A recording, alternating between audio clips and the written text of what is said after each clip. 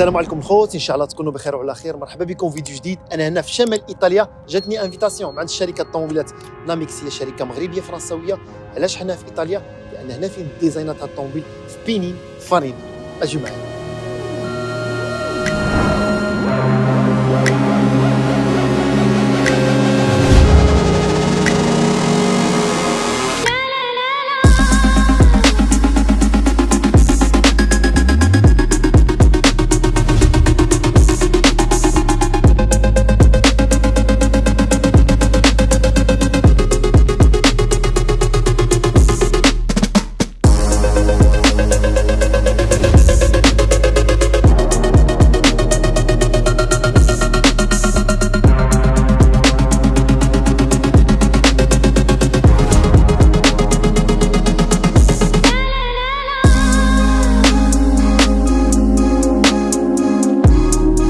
مرحبا بكم في بينين فارينا.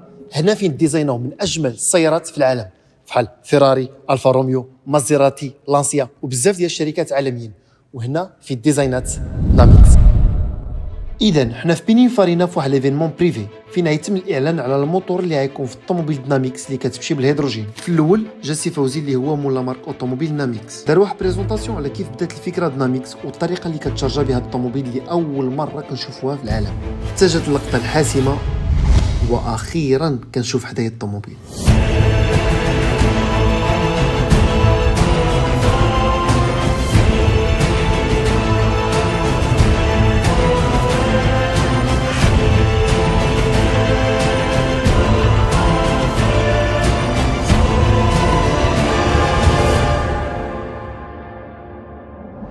واخيرا ناميكس اتش يو في هاي هنا حدايا، اول مره كنشوفها الصراحه. طوموبيل لا علاقه مع الماركات اخرين، الديزاين اللي فيها اغريسيف، الحجم ديالها كبير بزاف.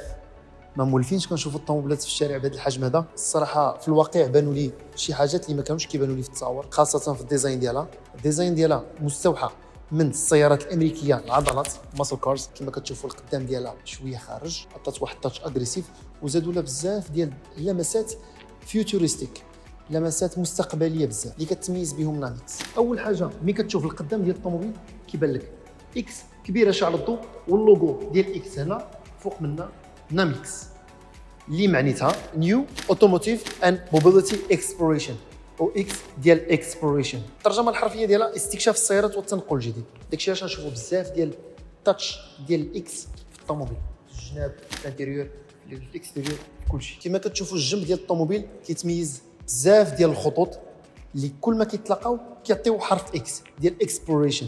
كما قلت لكم الطوموبيل كتحافظ على الحرف اكس في كاع الديزاين ديالها. اكس كيتلاقى ما بين الباب القداميه والباب الخلفيه.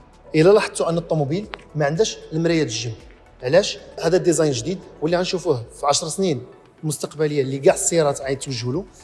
هذه بحال الزعنفه ديال الحوته، عندها واحد الكاميرا في الجنب كتصور كاع اللي كتشوف في الجنب وكتافيشيه في واحد ليكرون صغيره في الانتيريور هنا والليه.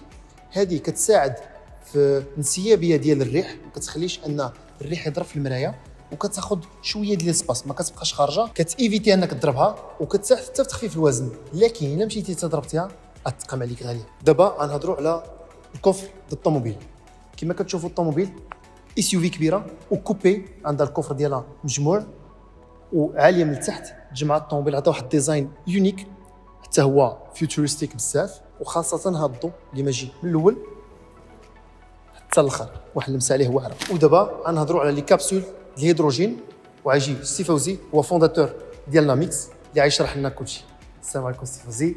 شكرا بزاف على الانفيتاسيون في ايطاليا، نشكرك بزاف، الله يبارك فيك. هضرنا شويه على كيفاش جات الفكره. اول مره كنشوف شي طوموبيل في العالم اللي كتخدم الهيدروجين وكتعمر بالكابسول بهذه الطريقه. منين جات الفكره؟ هذه هو اول انوفاسيون في العالم في السيارات. بدينا الكبسول على شي حاجه سهله. اكبر مشكل مع الهيدروجين هو لي ستاسيون هيدروجين، ستاسيون ايسونس نعرفوهم. ستاسيون هيدروجين ما كاينش بزاف في اوروبا، كاين غير 150 في فرنسا، كاين غير 8. ماشي بزاف باش نديرو فريمون مارشي ديال الهيدروجين. حيت المشكل هو الثمن ديال لا ستاسيون هيدروجين. الثمن ديال ستاسيون وحده بين 3 مليون حتى 10 مليون دورو بزاف وكان طالع بزاف ما كاينش بزاف ديال الفواتور هيدروجين دونك الانفستيسور ما بغاش يدير الانفستيسمون في ستاسيون هيدروجين حيت ما كاينش المارشي حتى الناس ما تشجعوش يشريو الطوموبيل هيدروجين حيت ما كاينينش لي ستاسيون هذا هو المشكل انا غادي باش نرسوا هذه لا ديناميك باش نابورتي انوفاسيون سوليسيون لان دي كابسول عندنا كاين 6 في اللور والكابسول ماشي وحدهم عندنا الكابسول وديك السيستيم اللي سميناه لي كابيك ستور كابسول ستور هو لي ديستريبيوتور ديال لي كابسول بحال البطه ديال الغاز هذا بحال لي كونسين نبدلوها وحده عامره مع واحد خاويه مع وحده عامره ودابا نوريك السيستيم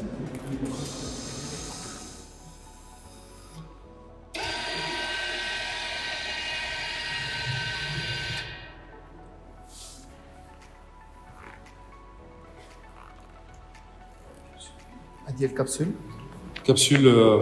كاين 6 هاله البوا ديالها فيها 10 كيلوغرام وهي عامره تعرف هادو تنهضروا على الهيدروجين غازو كاين عي 500 غرام 500 غرام ديال الهيدروجين في شاك كابسول فهمت هذا هو خفيف 10 كيلوغرام حيت كون بغينا اي واحد اللي كان ياخذها مرة واحد ما كلشي يكون يهزها شي البوا هو كاين هذه لا بواني دونك كلشي البوا الوزن كي ايكيليبري توازن عندك 6 بحال هكا وعندك لي كابسول والريزرفوار كبير ديال الهيدروجين تحت السياره داكور عندك دو دوبل سيستم دو ريزرفوار كيساوي هاد 6 ديال الكابسول عندك ريزرفوار برينسيبال كبير اللي تقدر تشارجي في ستاسيون هيدروجين والكابسول درناهم حيت على الثمن ستاسيون هيدروجين مع لاسوسيون ديالنا غتلقى لي كابسول عامرين في لي ديستريبيوتور كابسول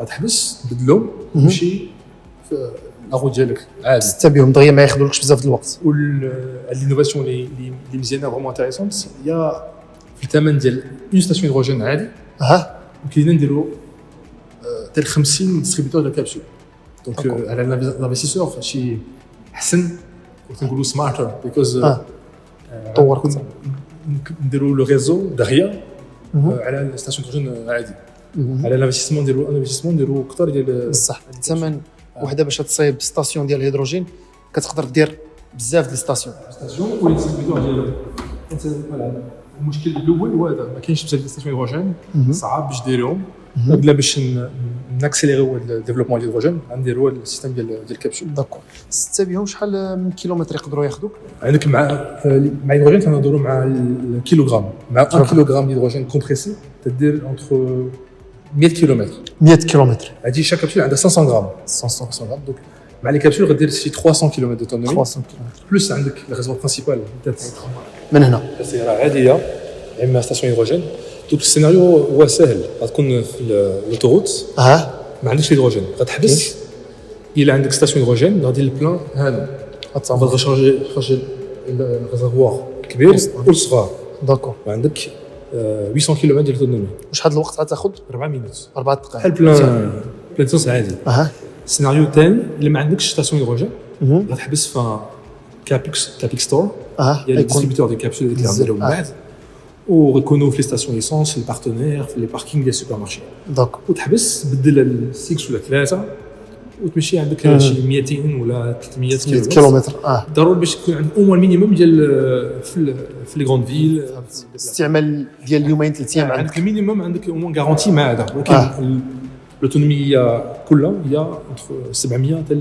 800 كيلومتر يعني بجوج بهم عامرين 700 حتى 800 كيلومتر وعندك 3 ولا 4 مينوت ديال الريشارج بحال السياره عادي اساس ديزل ولكن بلا بوليسيون ما فيهش التلوث لان الهيدروجين كيولي غير بخار الماء اذا هادو لي كابسول ملي كيساليو كيتحطوا هنا كتكون في حمراء هي خاويه وكتهز اللي مشارجيه وكتحطها دابا هذه ما كتشارجيش لي كابسول لا هذا اونيكمون بحال تقول له ديبو دابا خاص نفهم هاد ليتاب فينال ديال لا كابسول هذه ليتاب الاخر في البروسيسوس عندنا لي انجينيور لا لوجيستيك مور هادشي الناس اللي كيتكلفوا باش ديما يكون عندك لي كابسول واجدين في لي ديستريبيوتور ديال الكابسول هذا هو الكونسيبت اللي درنا كونسيبت فريمون كبير و سي فريمون لانجينيري لا لوجيستيك بزاف دور مور هادشي ماشي ساهل ولكن دابا لا سوليسيون تجي يكون عندك لي كابسول بدلهم تمشي. اذا غيجيو ناس متكلفين هادو اللي خاويين يهزوهم يديوهم يشارجيوهم ويحطوا هذو اللي مشارجين دغيا. الموديل اللي صغير ولكن عندنا الفيرسيون اكسل موتور كبير عندنا 200 كابسول 200 كابسول. هذا عندنا صغير باش نوريو في لي زيفينمون في يعني الصالون. الواحد ما يلقاش مشكل يشوف جي بي اس يشوف بلاصه اللي قريبه منه يمشي دغيا يشارجي هو عنده باش يدور 3 ايام ديالو. والثمن هذا عادي ديال الواحد الثمن ديالو رخيص بارابور ستاسيون هيدروجين عادي. الثمن ديالو غيكون رخص على الديفلوبمون هنا دونك نيميكس باش نديرو الديبلويمون ديال الريزو. الانفستيسمون اللي غنديرو يكون ناقص الا كان ستاسيون هيدروجين.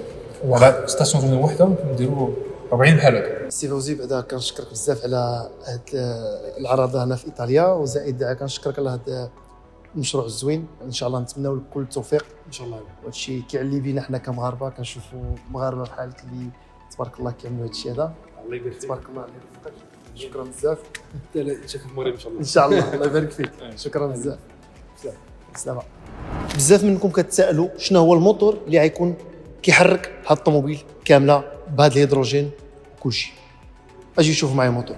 لاول مره يتم الاعلان على الموتور اللي غيحرك ناميكس اتش يو في. كيجي هذا الموتور ب 8 سيلندر في 8 6.2 لتر اللي كتولد 550 ديال الخيل وكيشتغل بالهيدروجين. تخيلوا معايا اخوتي هذا الموتور غيخلي الطوموبيل تمشي من 0 ل 100 4.3 سكوند. الطوموبيل بداك الثقل ديك الحجم كله بديك السرعه راه واحد لاكسيليراسيون اللي منافسه للطوموبيلات السبور وحنين. هذا الموتور اخوتي كما قلت لكم كيخدم لا بالمازوت لا بالليسانس كيخدم بالهيدروجين. 90% التركيبه ديالو بحال الموتور العادي غير 10% زادوا له شي حاجات اللي كيخليو الهيدروجين سائل قابل للاحتراق بحال ليسانس والمازوت. الا لاحظتوا عند الشاكمات هنا هاد الشاكمات اش كيخرجوا لا دخان لا والو كيخرجوا البخار ديال الماء. وهذا اللي هنا كبير هذا راه سوبر تشارج الاخر. يا سلام غيكون الصوت ديالو راه بحال الموتور ديال ليسانس نفس الحاجه ما كاينش فرق. الخوت الطوموبيل اللي حدايا راها بروتوتايب ماشي الفيرسيون الكامله باقا نموذجيه. الا لاحظتوا باقي ما دخلناش الانتيريور لان الانتيريور باقي ما واجدش. الطوموبيل باقا في ابديت ديالها يعني باقي كيخدموا عليها. داكشي علاش جابوا لنا هذا الفي ار باش نقدروا نديروا واحد الفيزيت من الداخل ديال الطوموبيل. ناميكس كتميز بواحد الانتيريور من عالم اخر اللي ما عاد تشوفوا حتى في شي ماركه اخرى. فيها واحد ستيل مودرن مستقبليه بزاف وفيها اخر ما كاين في التكنولوجي. ان شاء الله الفيديو اللي غيكون ماجي ان شاء الله غيكون فيه تيست درايف ديالها وكلشي والانتيريور ونعيشكم معايا الاجواء ديال السوغان والدريفت ديالها. علاش؟ لانها كتجبد بالرويد لور. كنتمنى يعجبكم الفيديو. تحياتي.